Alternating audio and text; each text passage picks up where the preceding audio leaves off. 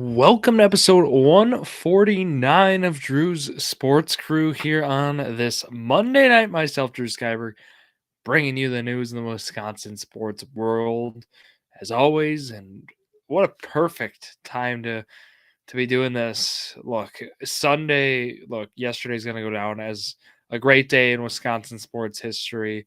Although no baseball, but it really took over with basketball and football. What a great way to go. The nightcap, right? Okay, so Packers have, right, a phenomenal win, right? I mean, this was the win that Packer fans dreamed of, and some and many didn't even think of before the season started. But then the Milwaukee Bucks come in and are like, how can we try to top this? They do their best to top it with a insane buzzer beater to win by Damian Lillard, Dame time vintage, right, in Milwaukee last night. So that was just a really cool experience for Wisconsin sports fans. So I thought, I'm glad. So I waited to record because of that Bucks game and decided, like, hey, let's just and yeah,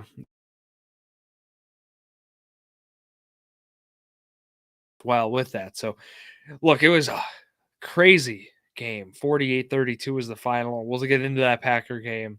And then what's next here? So they beat the 8-0 Cowboys. Well, then 8-0 Cowboys at home. Now 8-1. They move on to the divisional round where they'll play Saturday against the San Francisco 49ers. That'll be something too.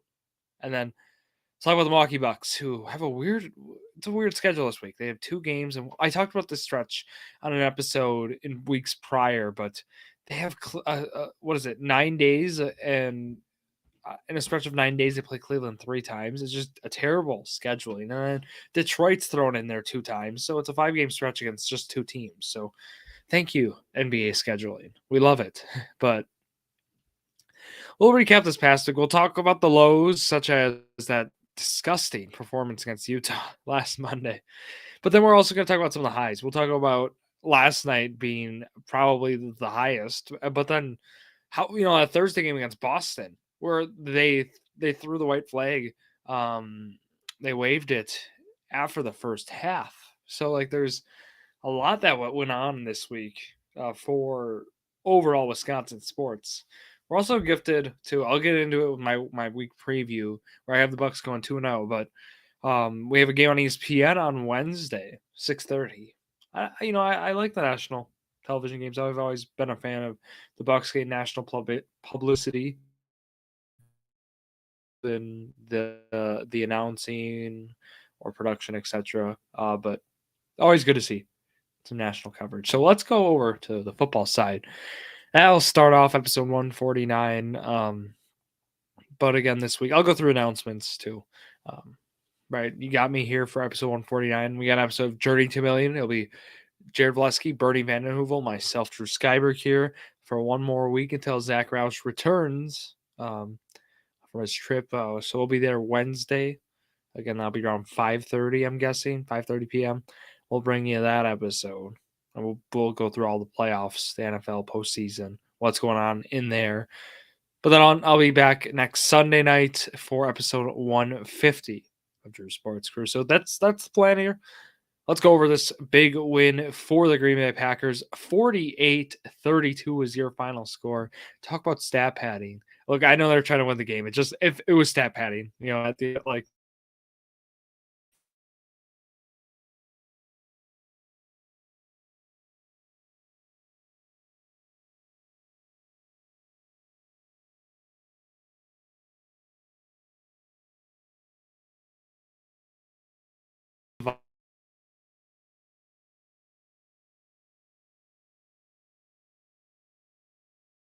into it. Goes at, and it's always a unique look, I think. So coming into the game, oh wow, Dallas, they gave a 75.8% chance. So they're like 7.5 point favorites, right? Coming in.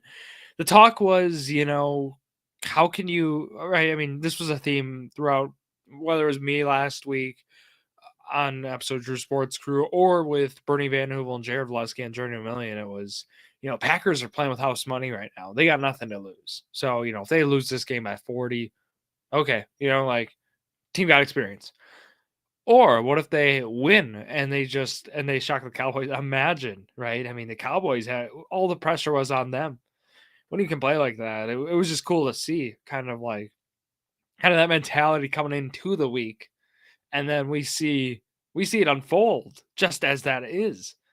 And again, this Green Bay team came in as severe underdogs, and they played very well to start. They took the football. That was the big thing. They were like, let's start with the ball. Let's put up some points. That's exactly what they did. A beautiful 12-play, 75-yard drive. Took up around half the first quarter, a little over that. Love to see it. Then they get the ball back, right? Dallas can't convert, and then the second quarter was just dominated by Green Bay. It was just such a great quarter. It was that another Aaron Jones touchdown, that Dontavian Wicks touchdown, which then unfortunately featured that Anders Carlson miss. And then I think my favorite play of the game, people were making memes out of it. The how about them Cowboys? The Darnell Savage 64-yard pick six return to make it 27-0. Then they went to Jerry Jones. That was all time. Like I don't care what fan of a team, if you're a Packer fan, great. But let's say you were another fan, like you were loving that game, unless you were a Dallas Cowboy fan, you were not. That was a crazy experience to see it. But the other thing to look at, like I had to double check these stats. I couldn't believe it. Dallas had 37 first downs in this game. Like I know at the end they were really picking up and they were just scoring with ease. But 37 first downs, they had 510 yards. If you didn't look at the turnover battle where Green Bay didn't turn the ball over at all, but looking at those, it was like, okay, well, it'd be a little shocking, to see that. Realistically, this game should have been 48-16 final. Packers pulled starters a little early. Matt LaFleur admitted that after the game, but maybe Dallas puts up another touchdown or two, but as they did, they put up 2 in the fourth quarter, but those were meaningless touchdowns, honestly. A lot of things had to go right, like extreme a lot. That's why it was 99.9% was the probability for Green Bay. Also, it says the attendance for that game yesterday, 93,799 people. Wow. So they all, hope a good chunk of Packer fans. You heard "Go Paco." You bet you did throughout that game. That was awesome to see. And look, Jordan Love was the player of the game. I don't even need to go over the second half. I think the first half was the story, honestly. Look, Jordan Love's on. He was nearly perfect. I mean, he was basically perfect, but 16-21. 3 touchdowns, no interceptions, and then he was making the off-balance throws, off-body jump throws. His whole arsenal. It was just great to see everything he was able to do. And the best throw, in my opinion, was that one to Luke Musgrave. Like that was fun. Where he just throws the ball up, he had him wide open, got that nice touchdown for Musgrave. But look, Aaron Jones, was the top guy of the game. On the ground, no question. 21 of 118 for 118, 5.6 yards a carry. He was so explosive in this one. He had that nice 27-yard run as well. 3 touchdowns, all on the ground for Jones. Then a good hat trick. And Emmanuel Wilson actually was the number 2 guy. That was the question I had coming in. So we knew A.J. Dillon was out. It was like, okay, is it going to be Patrick Taylor or Emmanuel Wilson? It was Emmanuel Wilson who got in there, 8 carries. Look, I mean, did the role where he's going to be used next week against San Francisco, where that's going to be happening. And Patrick Taylor was the 3rd guy. We'll see if A.J. Dillon comes back. That will be a story to monitor throughout this week. Romeo Doubs, look, he had some not so great games the last few weeks. Wasn't getting involved. Look, he made most of the year was 6 receptions, 6 targets, 151 yards, and a touchdown. Have yourself a day, Romeo Doubs. In a day where Jaden Reed, 0 receptions, 0 yards, and had no yards in the whole game, had only 3 targets. And it was like, okay, it just shows the versatility of this Green Bay Packer receiving core. This is what we've talked about all year. This has been the theme. Next man up has been one, but it's also been, like, who can step up? And it was not that Jayden Reed played bad. It was Jayden Reed wasn't getting, like, honestly, wasn't not getting the ball. Like, it was tough to get him the ball, and there was a lot of times he wasn't open, and there was times too where, guys like Wicks, Kraft, right? Those guys both had some targets in there. Three for Musgrave, two for Wicks, three for Kraft. This was honestly a game script thing too. Christian Watson, 1 reception, 9 yards. Like, he was not getting the ball. They didn't need to take a deep shot. This Green Bay team was slowly just easy on the gas, and it was nice to see where you didn't feel they were pressured at all. Like, they played a way where they weren't scared, and that's what you want to see, especially in a wild card game, as being the first 7 seed to beat a 2 seed in the playoffs.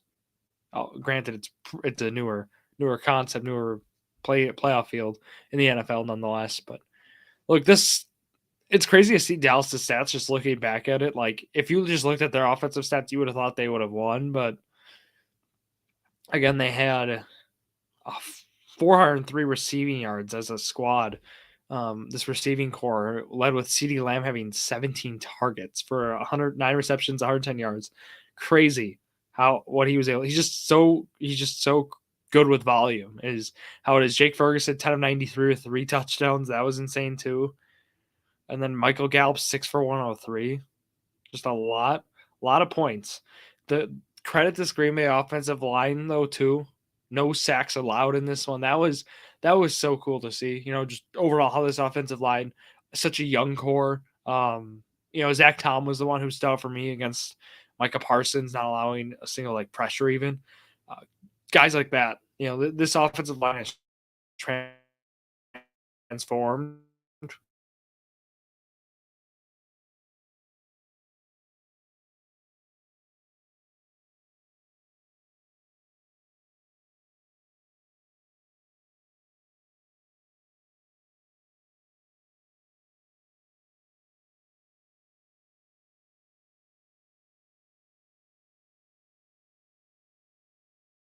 A really unfortunate loss, and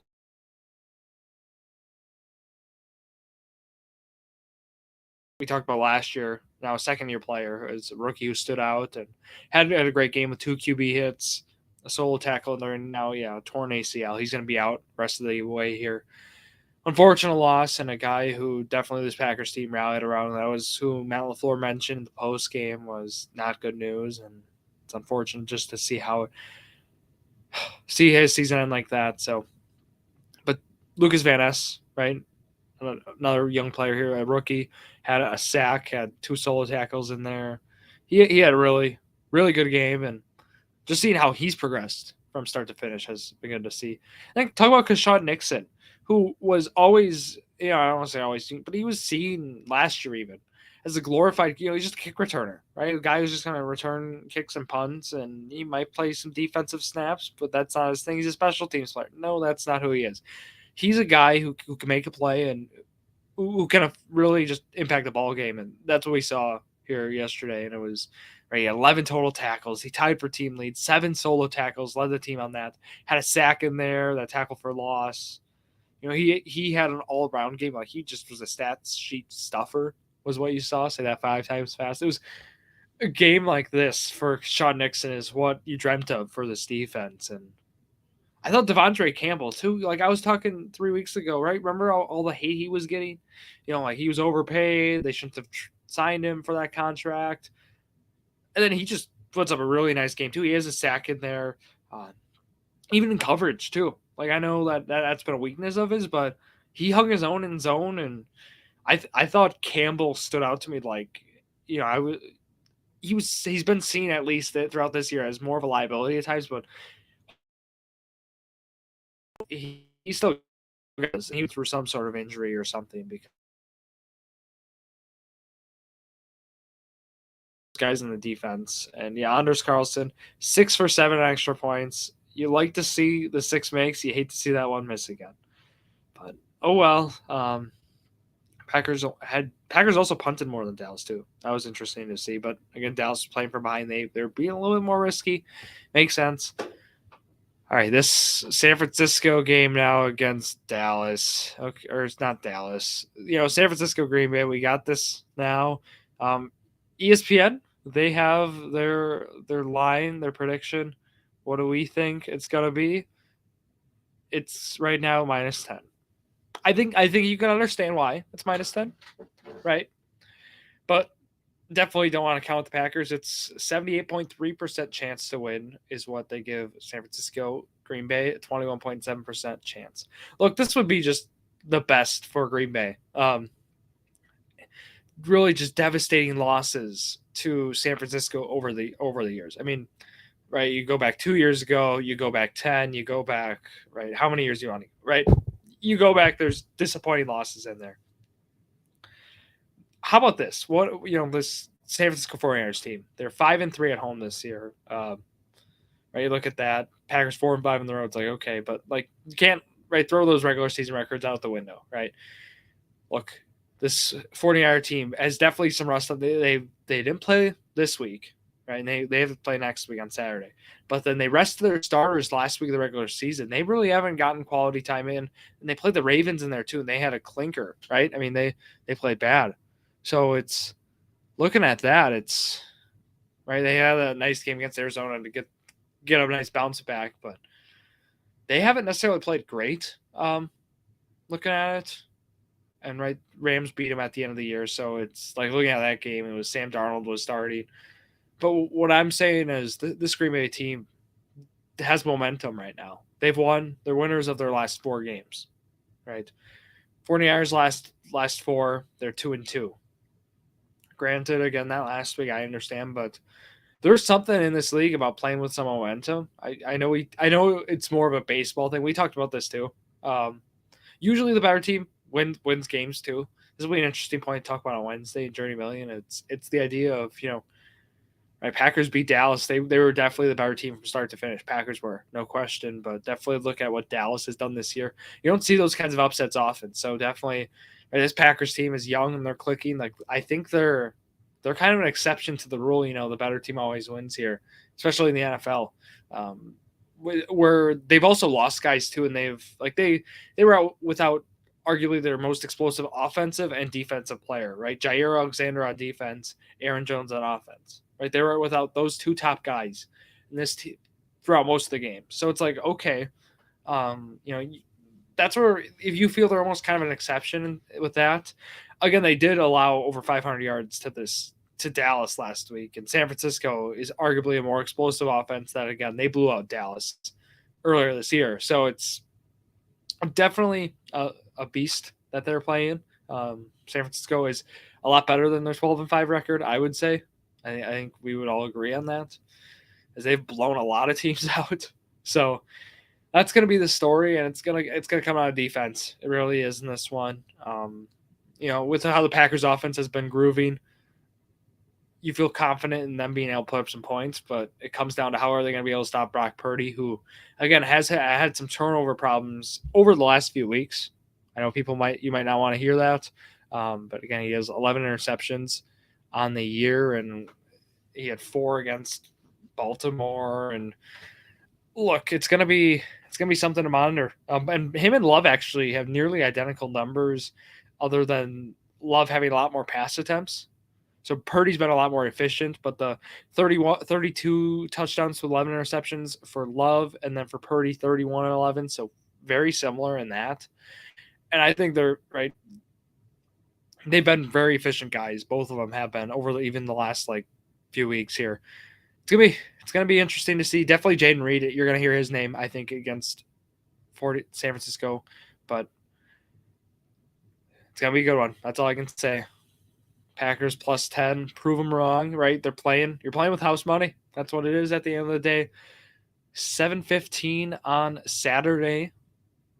So I'm looking forward to it, and let's roll. So let's go over to the Milwaukee Bucks now, right? And what another way to cap off your Sunday night, right? With that game, missed free throw fest for the Sacramento Kings leads to Damian Lillard being able to take over with 4.3 seconds left, and it was good to see. Dame finally have that moment, right, with Milwaukee. You're waiting for it. You knew it was coming, and last night was it. So, and he finished with 29 on the night.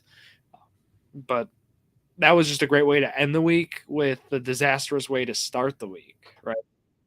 How last week started, it was against Utah, 132 to 116. The Bucks were like 12-point favorites coming in. It was like, okay, Bucks gonna win this game, and that was not the case. Look, it ended up being all Utah in the second half. Like Utah was Bucks started 70% chance to win, and it was just all Utah. They were up big, like 20 plus. Bucks cut into it. We had some Bobby Portis chance, all that good stuff. It was Bobby, and then it just didn't work out in the Bucks' favor. And it wasn't again, it was not turnovers that lost them this game. Bucks win the turnover battle. They have less rebounds, but it's allowing your opponent to make 20 plus threes. That'll do it. And then allowing them to shoot 50% or higher from the field. And it was things like that. They lost the rebound battle.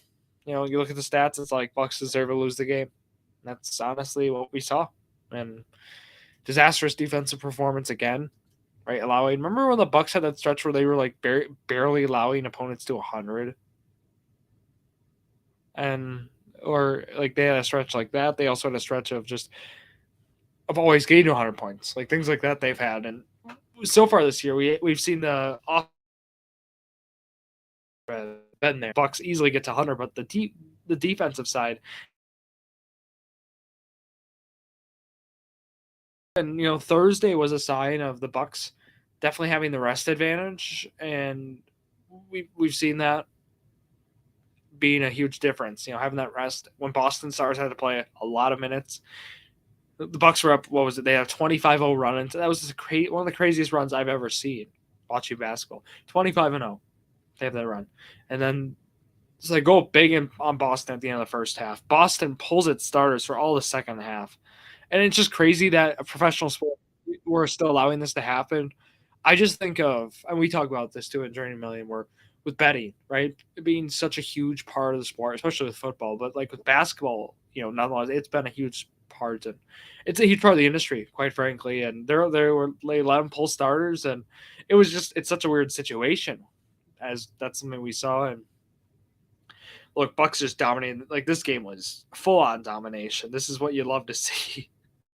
Boston only scored 15 points in the second quarter. Like this was good. This was a phenomenal. Bucks plus 23 rebound advantage, and Boston shot 37% from the field. Bucks shot 56.5.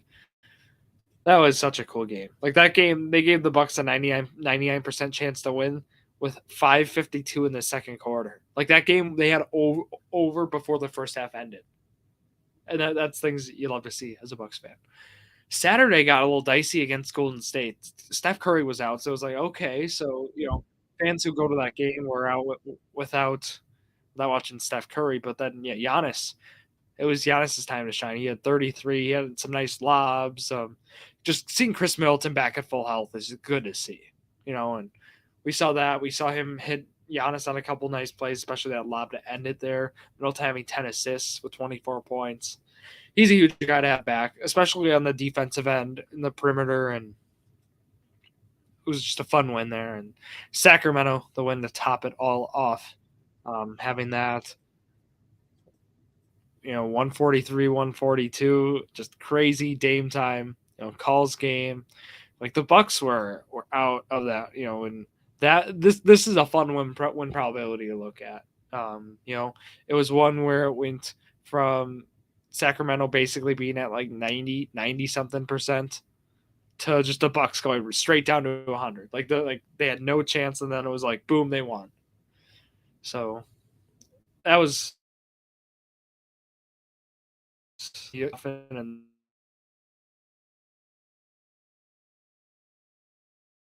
Sacramento missed free throws at the end.